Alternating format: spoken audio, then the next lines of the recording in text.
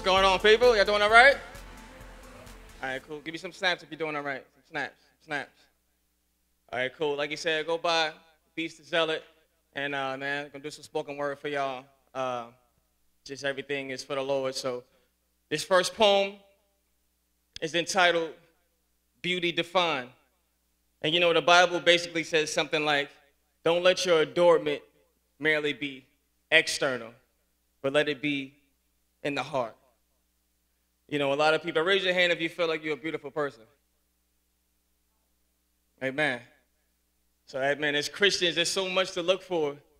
Beauty, not just in the external, in the outward, but inside. So let's go ahead. Due to our ignorance, we fail to realize that beauty can be defined as unattractive. But this seems backwards, for evidence is proven that we've only been attracted to externals. Like judging a book by its cover before reading the context of its pages, or disregarding the wisdom of an elder, for his age gives his skin wrinkles. Hard labor bends his spine, so his appearance is certain, but his wisdom is undefined. And she's expecting 9 months and she's restless, for her belly is too big for her to be asleep in beauty. Feet swollen, cramps turns her belly into bundles, so she refuses to let down her hair. Rapunzel.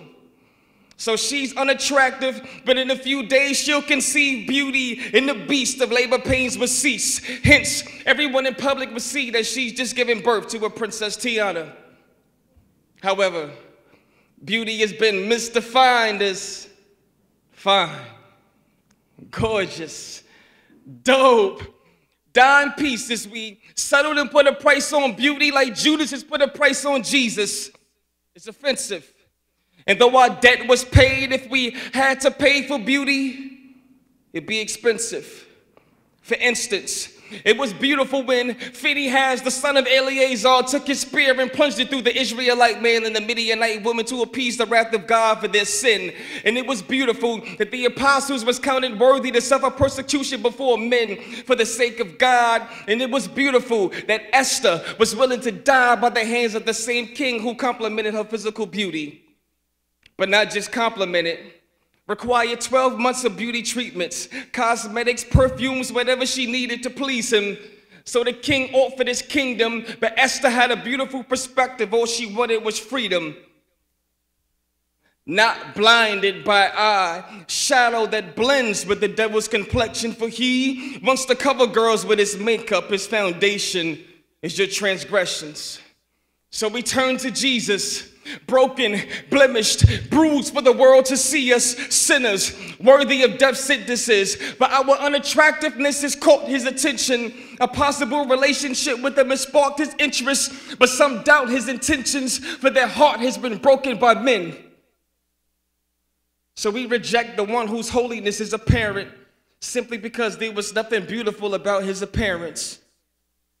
But the truth is, if we can serve history for dinner, it would be on timetables. Nothing subtracted from Christ's beauty, nor was there anything added to make her more attractive. Crucified on the plus sign, Jesus was average. 39 stripes on his back like tally marks to mark the book of Mark with its essence. And if we don't find beauty in the crucifixion, we'll be persuaded to find beauty in porn addiction, searching ebony magazines to find beauty's definition. Therefore, we shrink, shrivel, and crucify the significance of beauty's caliber just for the sake of being a cutie.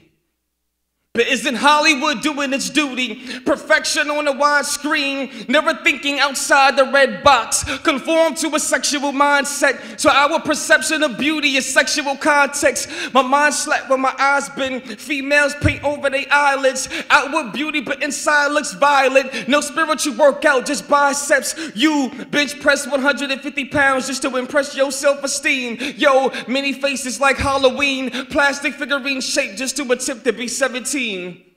Again. And this isn't a paradox, this is common sense. For all those who've been whipped for being common sense. I said, for all those who's been whipped for being common sense. The world took beauty and demolished it, emphasizing the physical and acknowledged it.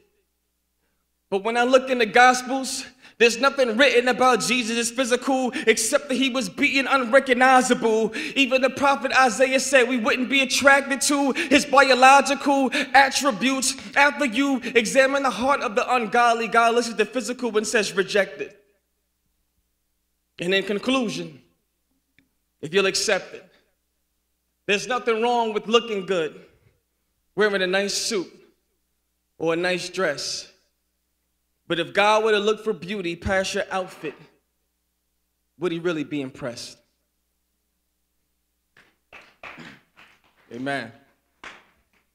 And a lot of times, what we don't think is beautiful is the thing that is beautiful.